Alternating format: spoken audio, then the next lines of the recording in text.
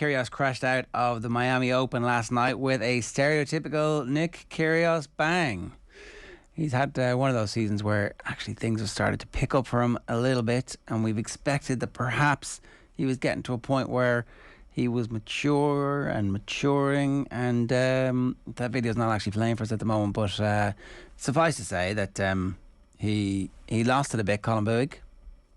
That's right, Jurgen, right? Our now monthly men's tennis eruption segment, it seems.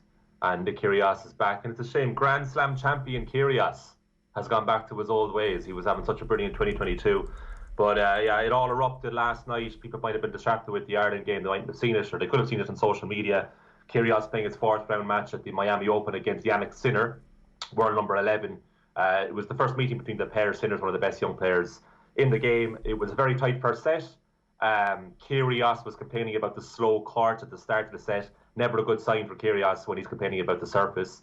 And then the first kind of eruption really was at 4-all, 40-15 to Sinner, when the chair umpire Carlos Bernardes' walkie-talkie went off. Someone spoke to him, and it actually disrupted the whole match, the whole stadium. You could hear it loud and clear what the other person was saying at the other end. So the play had to be stopped.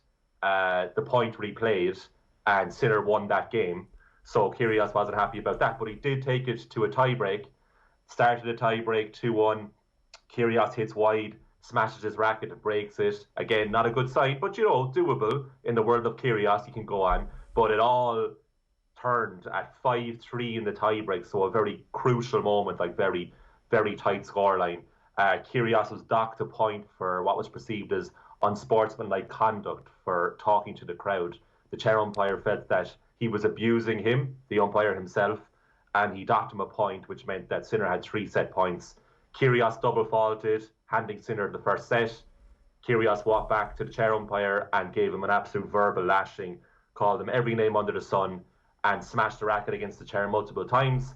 And then the chair umpire very calmly said, game violation for Kyrgios, which meant he was 1 game down at the start of the second. Well, I think we can hear that, so we can have a look here. This is beautifully described already, but I think we are going to be able to hear what's going on this time. First set, Sinner. Fast set. By 7 games to 6.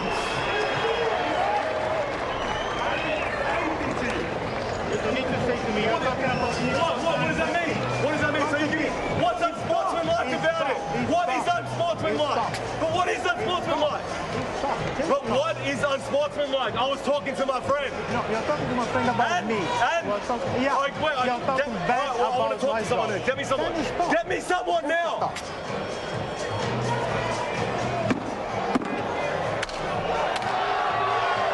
Get me someone. Sportsmanlike conduct, game penalty, Mr.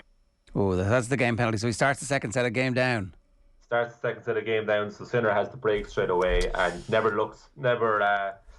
really has any problems after that. Wins the second set 6-3, and a big shame for Kyrgios, because I saw the clip and I was like, no.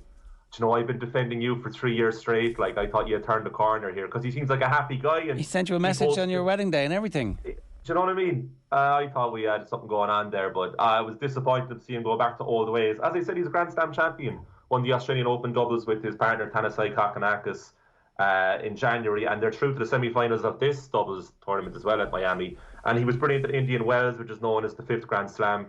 He took Rafael Nadal to a deciding set. Nadal, who had been unbeaten up to that point this year at Indian Wells, very narrowly lost to him. Destroyed world number 7 Andrei Rublev in this tournament earlier in the rounds.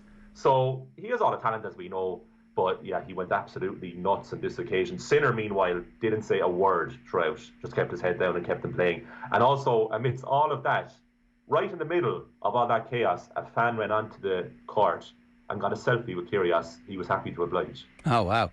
Do we know what he said to his mate in the crowd?